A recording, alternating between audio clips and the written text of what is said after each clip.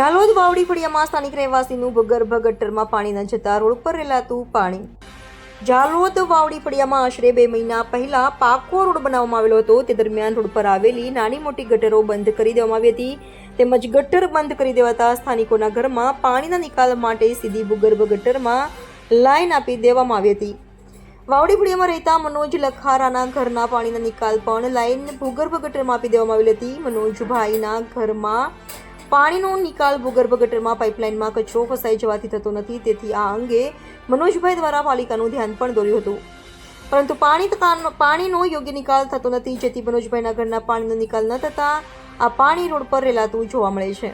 આજ વિસ્તારમાં ભૂગર્ભ ગટરના ઢાંકણા પણ માપ મુજબ મૂકેલ નથી, તેથી આ વિસ્તારમાંથી વાહન પસાર થાય અને ભૂગર્ભ ગટરના ઢાંકણ ઉપરથી નીકળે ઢાંકણનો અવાજ આવે છે. જો રાત્રિ દરમિયાન વાહન અવરજવર કરતા હોય તો આવા જ કાનોમાં ઘોંઘાટ કરે છે. સ્થાનિકો આશા રાખી રહેલ છે કે આ ભૂગર્ભ ગટરના ઢાંકણો માપથી સુવ્યવસ્થિત આયોજન કરી બેસાડી દે, જેથી વાહન નીકળે તો પચડાટનો અવાજ ન આવે. હવે જોવાનું રહ્યું પાલિકા તંત્ર આ અંગે ક્યારે કામગીરી પૂર્ણ કરશે.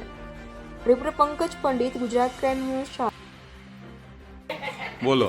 હા, વાવડી ફળિયાથી બોલું છું. મારી ઘરની પાસે નીચે ગટર બંધ થઈ ગઈ છે, જેથી ગટર ચાલુ કરવી. એટલે આ ગટર પેલા ચાલુ હતી? પહેલા ચાલુ હતી, ગટરમાં ગટર હતી. આ ગટર એ લોકોએ રોડ બનાવી નવો, એટલે ગટર બંધ થઈ ગઈ છે. અહીંયા એ લાઈન આપી છે, લાઈન ચોકઅપ છે. ભૂગર્ભ લાઈન આપેલી છે આપની, પણ ભૂગર્ભ લાઈન ચોકઅપ છે એમ આપનું એવું કહ્યું છે? ભૂગર્ભ લાઈનમાં આપેલી છે, ભૂગર્ભ લાઈન ચોકઅપ છે. કેટલો ટાઈમ થયો અંદાજે? જ્યાંથી બનાવી તે દિવસથી જ બંધ છે. આ રોડ બને કેટલો ટાઈમ થયો? રોડ બને ઓછામાં ઓછા લગભગ 1.5 મહિનો સમય આવ્યો છે. 1.5 મહિના. એટલે 1.5 મહિનાથી આપને આ તકલીફ છે. પાલિકાના સભ્યોને જાણ કરી આ વિશે? પાલિકાને કરી છે, પાલિકાવાળા આવ્યા હતા, પણ પાલિકાવાળા જતા નથી દેખીને. હજુ કોઈ કામગીરી કરતા નથી? કામગીરી કોઈ કરતા નથી. કામગીરી કરી છે, પણ બરાબર નથી કરી જાય.